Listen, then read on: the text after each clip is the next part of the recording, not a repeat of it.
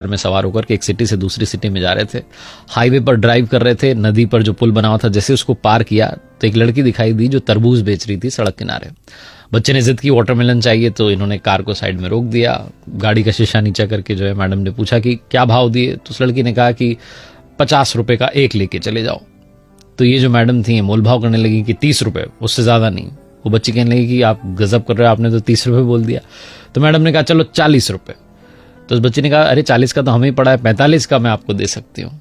ये भाई साहब जो थे, पति जो थे, मुस्कुरा रहे थे कि क्या ये जिद बहस कर रही है इतनी छोटी सी बात पर।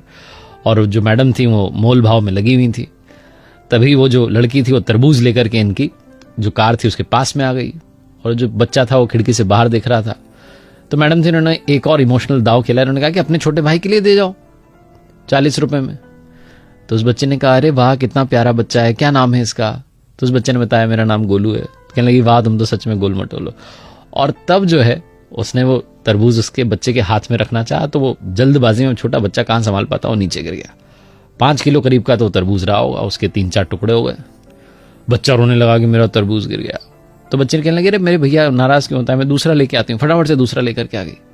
अब ये मैडम ताव में इनको लगा कि 2-2 के पैसे लेगी। कहने लगी हम उस टूटे वाले के पैसे नहीं देंगे और इसके भी 40 रुपए देंगे, कितने का है ये। उस बच्ची ने कहा, जो लड़की बेच रही थी तरबूज की, मुझे तो आंटी जी कुछ चाहिए ही नहीं, मैं तो अपने छोटे भैया के लिए लेकर आई हूं, मेरी ओर से तोहफा है इसके लिए। तो कहने लगे नहीं तुम पैसे तो लो। जो पतिदेव थे भी मुस्कुरा कर कहने लगे कि अरे तुम 100 रुपए लो दोनों तरबूज के, टेंशन ना लो। उस बच्चे ने कहा नहीं मैं अब पैसे नहीं लूंगी, आपने कहा ना मेरा भैया है, भैया से पैसे थोड़ा ना लेते हैं। तो ये जो मैडम थे उन्होंने कहा कि अरे ये तो मैंने ऐसे ही कह दिया था, तुम पैसे ले लो। उस छोटी सी लड़की ने जीवन का सार कहा। उसने कहा कि मेरी माँ कहती है कि रिश्तों में नफा नुकसान नहीं देखा जाता, पहला वाला टूट गया कोई बात नहीं, दूसरा वाला इसके लिए मेरी ओर से गिफ्ट है, तोहफा है, आप लेके चले जाओ। जब उसने ये बात कही तो इन मैडम ने पूछा कि तुम्हारे परिवार में कौन कौन है, तुम्हारा कोई भाई है। उस लड़की ने कहा मेरा भाई तो, और ये कहकर के रोने लगी कि कुछ समय पहले ही उसकी जो है डेथ हो गई, बीमार हो गया था, हम हॉस्पिटल ले जाते तब तक उसने दम तोड़ दिया, 2 साल का था वो। मुझे तो इसमें अपना भैया नजर आया, आप लेके जाओ तरबूज। ये जो मैडम थी ये जहां से आ रही थी अपने घर से और दूसरे शहर जहां जा रही थी, वहां पर किसी के रिलेटिव के यहां पर जाना था, गिफ्ट देना था, कंगन लेकर के जा रही थी।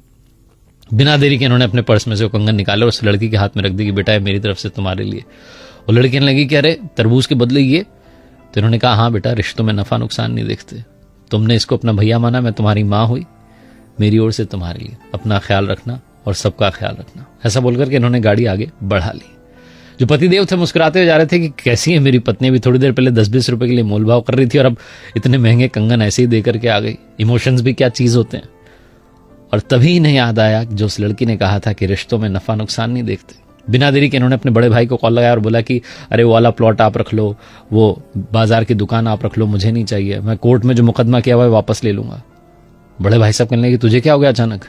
तो इन्होंने कहा कि वो भाई साहब मैंने सुन लिया है, अब याद रख लिया है कि रिश्तों में नफा नुकसान नहीं देखते। बड़े वाले भाई साहब भी पिघल के कहने लगे कि अरे मेरे छोटे इतने प्यार से पहले बात करता तो बात आगे बढ़ती नहीं, आजा घर पर चाय पीते हैं और सब सॉल्व कर लेते हैं। बहुत छोटी सी कहानी है जिसका सार ये समझाता है कि रिश्तों में नफा नुकसान मत